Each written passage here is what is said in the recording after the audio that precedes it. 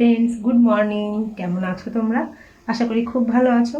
তো আমিও আছি, মোটামুটি আছি। তো কালকে ভীষণ শরীর খারাপ হয়েছিল, তো কালকে থেকে অনেকটাই ভালো। তো চলো আজকে রান্নাঘর থেকে গুড মর্নিং করছি। অনেক দিন তোমাদের সামনে এসে তোমার সাথে কথা বলা হয় না, তো ব্লগটা এখন থেকে তোমাদের সাথে নিয়ে স্টার্ট করছি। তো চলো আজকে রান্নাঘর থেকে ব্লগটা স্টার্ট করছি। তো রান্নাঘরে কি আছে সকাল সকাল তোমাদের সাথে শেয়ার করব। তো একটু দেখে নাও, তারপরে বাকিটা আমার সাথে থাকো, সঙ্গে থাকো। এই দেখো, এখানে আলু, পটল, পেঁয়াজ ভাবি কেটে দিয়ে গেছে। আমার শরীর খারাপ বলে, আমার শরীর খারাপ হলে মাঝে মাঝে আমাকে হেল্প করে, সবজি টবজি কেটে দিয়ে যায়। তো এই ডাটাগুলো কেটে দিয়ে গেছে, আর এখানে কলমির শাক, তো এগুলো আমাকে কেটে দিয়ে গেছে, অনেকটা আজকে হেল্প হয়েছে। আর মাছটা দাদাভাই এখন আনলো দুটো শাশুড়ি মায়ের জন্য। আর আজকে যেহেতু সানডে, মানে আজকে না, সরি, সানডের দিন আমার শরীর খারাপ হয়েছিল, দাদাভাই চিকেন এনেছিল। তো মেয়ে তো রাঁধতে পারে না, চিকেন রান্না করতে পারে, মানে ওকে জোগাড় করে দিতে হয়। এবার সানডেতে আমার শরীর খারাপ ছিল বলে আর করা হয়নি। আর আজকে করব। এখানে দেখো ভাত বসিয়েছি, আজকে আর রুটি করবো না, এটা গরম জল। তো এটাই রান্নাঘরের আজকে পরিস্থিতি, এই রান্না হবে। আর শাশুড়ি মা মাছের ঝোল করে দেবো। তো চলো বাকিটা তোমাদের সাথে দেখাই। সকালে উঠে তো আমি আস্তে আস্তে বাসি কাজ সেরে নিয়েছি। আর এখানে দেখো নিচেই জামা কাপড় মেলে দিয়েছিলাম, সেগুলো এখন যেহেতু রোদের অতটা জোর নেই, এগুলো তুলে আমি পরে মেলে দেবো। তো চলো এগুলো এখন নিয়ে নেব।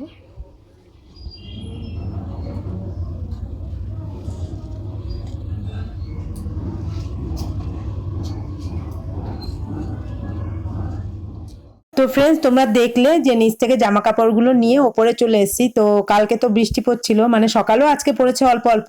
ওই জন্য যেহেতু বৃষ্টির ওয়েদার, নিচে না ভালো, মানে কি বলবো, সূর্যের তাপ নেই। ওই জন্য যেহেতু একটুখানি সূর্য মামার আলো দেখা গেছে, অমনি আমি তাড়াহুড়ো করে জামা কাপড়গুলো ওপরে নিয়ে মেলে দিলাম। তো চলো মেলতে মেলতে তোমাদের সাথে কথা বলছি আর গল্প করছি। অনেকগুলো জামা কাপড়ই ছিল, যেহেতু কালকে আমার শরীর খারাপ ছিল, জামা কাপড়গুলো ভেজানো ছিল, কাচতে পারিনি। তো ওই জন্য আজকে সকাল সকাল কেচে একদম ছাদে মেলে দিয়েছি। তারপর সোজা চলে এসেছি রান্নাঘরে। রান্নাঘরে আমাদের যে চায়ের কাপগুলো আছে, সেগুলো যে মানে ভাবিকে দিই না, যদি ভেঙে পড়ে যায়, ওই জন্য আমি বেসিনেই ধুয়ে নিই। তো চলো, তারপরে দেখতে পাচ্ছ হাঁড়ি, এখানে প্রেশার কুকারে টিফিনে ভাত করে নিয়েছি, আর ওই প্রেশার কুকারে ডাল সেদ্ধ বসিয়ে দিয়েছি। আর ভাবি আমাকে তরকারি, মানে সবজিগুলো কেটে দিয়ে গেছে, বললো বৌদি তোমার শরীর খারাপ কালকে হয়েছিল, তো দাও তো তরকারিগুলো কেটে দিই। তো সবজিগুলো কেটে দিয়েছে। এদিকে তো আমি ডাল ফোড়ন দিয়ে দিয়েছি, মুসুরির ডাল, আজকে রাঁধুনি দিয়ে ফোড়ন দিলাম, খুব ভালো লাগে, পেঁয়াজ, শুকনো লঙ্কা আর রাঁধুনি। আর এখানে কুমড়ো আলু বটি বটি মানে ভাজা ভাজা করছি। তো কুমড়ো আলুতে মানে বটিটা খুবই ভালো লাগে। মানে দুঃখের বিষয় কি বলবো, আমি একদম নুন দিইনি, খেতে গিয়ে মানে ছেলে বললো মা একদম নুন দাওনি। তো যেহেতু তাড়াহুড়ো করে করছি, পরে আবার নুন দিয়ে ওটা নেড়ে চেড়ে দিলাম। তো এই ভাতটা দাদাভাইকে বেড়ে দিয়ে, দাদাভাই তাড়াতাড়ি চলে যাবে। তো তোমরা জানো দাদাভাই সবার আগে খাওয়া দাওয়া করে, যেহেতু আগে কাজে যায়। তারপরে দেখো সকাল সকাল আজকে চিকেন বসিয়ে দিয়েছি। তো এই চিকেনটা আমার কালকেরই আনা ছিল, এবার সকালে ঘুম থেকে উঠেই বাসি কাজ সেরে চিকেনটা ম্যারিনেট করে তখন তোমরা দেখলে। তো আমি মাংস আনছিলাম, পাশে শাক হচ্ছিল।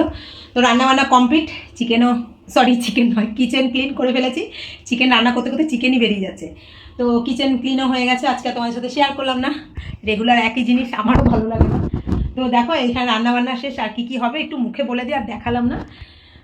চিকেনের ঝোল করেছি, আর হচ্ছে ডাল তো করেছি টিফিনে, যেহেতু আজকে ভাত করেছি, শরীরটা ভালো ছিল না। আর হচ্ছে কলমি শাক ভাজা করেছি, আর শাশুড়ি মায়ের জন্য সন্ধ্যে ডাটা দিয়ে তেলাপিয়া মাছের ঝোল করেছি, পটল আলুটা দিয়ে। তো এখন সবার খাওয়া দাওয়া হয়ে গেছে। এখন হচ্ছে কিনা বৃষ্টি আসছে, মোটামুটি 2:30-3টে থেকে আমাদের এখানে রোজ দিন বৃষ্টি হচ্ছে। ওই দেখো ডাইনিংয়ের জামা কাপড়গুলো, ওই দেখো ওগুলো এখন গোছাবো। আর টিভির ঘরটা একটু ঝাড়া মোছা করবো, অনেকদিন হয় না, অনেকদিন মানে হয় না বলতে অনেকদিন পরিষ্কার করা হয় না। তো ভাবলাম, আমি খেয়ে নিয়েছি ছেলে মেয়ের সাথে, শাশুড়ি মায়ের সাথে। তো খেয়ে নিয়ে এখন কাজটা শুরু করব, কেননা না খেয়ে নিলে একা একা পরে আর ভালো লাগে না, তো ওদের সঙ্গে খেয়ে। তো দেখো রান্নাঘরে কাজ তো সারা হয়ে গেছে। তো সকাল সকাল যেহেতু কেচেছি, সকাল সকাল শুকিয়ে গেছে, তো সেগুলো ছাদ থেকে নিয়ে এসে আমি ডাইনিংয়ে রেখেছিলাম। তো রান্নাঘরে কাজ সেরে সেগুলো একটু গুছিয়ে নিচ্ছি, যেহেতু ডাইনিংটা আমি স্নানের আগে একবার ঝাড় দিই, তো সেটা তো আমার অভ্যাস। ওই জন্য জামা কাপড়গুলো গুছিয়ে যার যার জায়গায় রেখে সোজা চলে যাব আমি আমার টিভির ঘরে। তো টিভির ঘরটা আজকে একটু ঝাড়া মোছা করব, অনেক দিনই করা হয় না। তো চলো কথা বলতে বলতে তোমাদের সাথে সবগুলো গোছানো হয়ে গেছে বা যার যার জায়গায় রেখে দিচ্ছি। তো টিভির ঘরে যাওয়ার আগে দেখো ছেলের বইয়ের টেবিলটা আবার সে এলোথেলো, মানে ওকে বলে বলে আর পারা যাচ্ছে না, তো কি করা যাবে বলো, সে আমাকেই যখন গোছাতে হয়। রোজ দিন এটা আমার ডিউটি, একটা কাজ যে বইয়ের তাকটা গোছাতে হবে, তার সঙ্গে মেয়ের বইয়ের তাকটাও একটু গুছিয়ে নিলাম। তো দেখতে দেখতে আমি টিভির ঘরে চলে এসেছি। তো কালো মতো এক ঝাঁক দেখতে পেলে, এগুলো কি তোমাদের দেখালাম এক নজর। তো এগুলো হচ্ছে সুরসুরি পিঁপড়ে।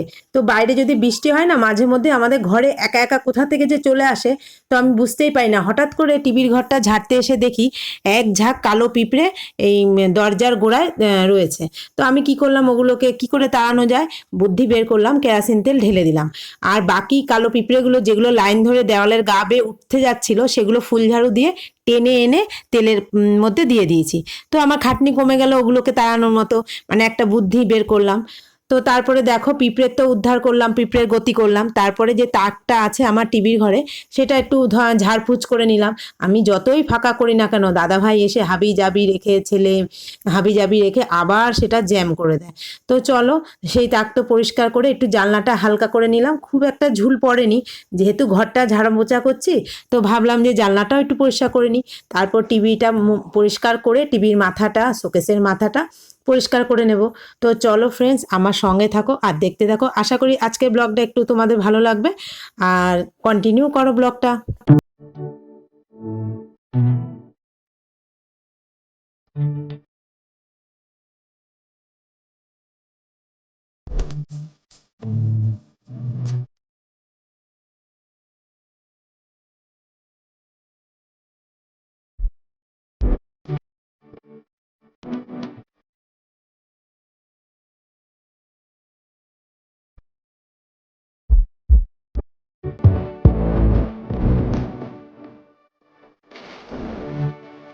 তো দেখো টিভি টিভি মোছার পরে আমি শোকেসের ভেতর থেকে যে জিনিসগুলো বের করছি, শো পিস, সাধারণত শোকেস থাকলে সবার বাড়িতেই থাকে কম বেশি, তো আমি সেগুলো বের করে নিয়েছি। দেখতে পাচ্ছ কি ঝুল, কি ঝুল, মানে ঝুলের পল্লা পড়ে গেছে।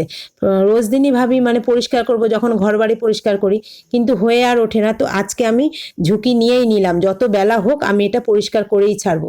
আর এই কাঁচের গ্লাসগুলো দেখতে পাচ্ছ, এটা আমার বিয়ের উপহার। তো এগুলো মানে কিছু কিছু বিয়ের উপহার আছে। আর দেখতে দেখতে দেখো এগুলো পরিষ্কার করে নিলাম, আর দেখতে কত ভালো লাগছে। ভেতরে কাগজ টাগজ পাল্টে একটা একটা করে সব পুতুলগুলো, শোপিসগুলো সাজিয়ে নিলাম। তো এখানে আমার বিয়ের সাবানও একটা ছিল, সেটা আমার ছেলে মেয়েকে শেয়ার করলাম। তো ওরা দেখে তো খুব হাসাহাসি করছে। আর কাঁচের গ্লাসগুলো ছিল আমার বিয়ের প্রেজেন্টেশন। তো আরও টুকটাক জিনিস ছিল। তো চলো তোমাদের সাথে কিছু শেয়ার করলাম। আর তারপরে দেখো শোকেস তো দেখিয়ে দিলাম পরিষ্কার করে। তো এই ঘরে এসে আমি মোটামুটি প্রায় 14 বছর হবে। 14 বছর আমি এই তাক দুটো হাত দিইনি। তোমরা শুনে হয়তো ভাববে, বাবা দিদিভাই কি নোংরা, সারা ঘর বাড়ি পরিষ্কার করে, শোকেস দুটো আর পরিষ্কার করার টাইম পায় না। কিন্তু কি করব বলো, সত্যি আমার মানে রোজ দিনই ভাবি যে করব করব, তো করা হয় না। ওই জন্য আজকে করেই ফেললাম, ভাবতে ভাবতে কাজটা সেরেই ফেললাম। তারপরে দেখো সার্ফের জল নিয়ে এসেছি ঘরটা মুছতে। তো আগে সার্ফের জল দিয়ে একটু দরজা টরজাগুলো একটু মুছে নিলাম, যেহেতু ওগুলো রোজ দিন তো মোছা হয় না, হালকা হালকা ধুলো পড়েছে। তো দরজাটা মুছে, জানলাগুলো মুছে আমি সোজা ফ্লোরটা মুছে নেব।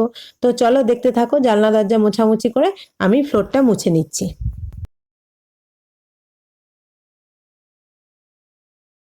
তো ওইদিকে তো দেখলে জানলা দরজা মোছামাছি হয়ে গেল। তো তারপরে আমি দেখো ফ্লোরটা মুছতে নিচ্ছি। তো যেহেতু সাদা ফ্লোর, একবারের জায়গায় দুবার করে মুছতে হয়, খুব সাবধানে আমি মুছি যাতে ধুলো ময়লা না আটকে থাকে। একবারের জায়গায় ডবল ডবল করে মুছি। তো ফ্রেন্ডস, আজকের এই ভিডিওটা তোমাদের কেমন লাগলো অবশ্যই জানিও, লাইক শেয়ার কমেন্ট করো। আর যারা নতুন ভিউয়ার্স আছো অবশ্যই চ্যানেলটা পুরো ভিডিও দেখে সাবস্ক্রাইব করে দিও। তো চলো আজকের মতো ভিডিওটা আমি এখানেই শেষ করছি। আবার আসবো অন্য একদিন নতুন একটা দিনের সাথে, নতুন একটা ব্লগের সাথে। টাটা।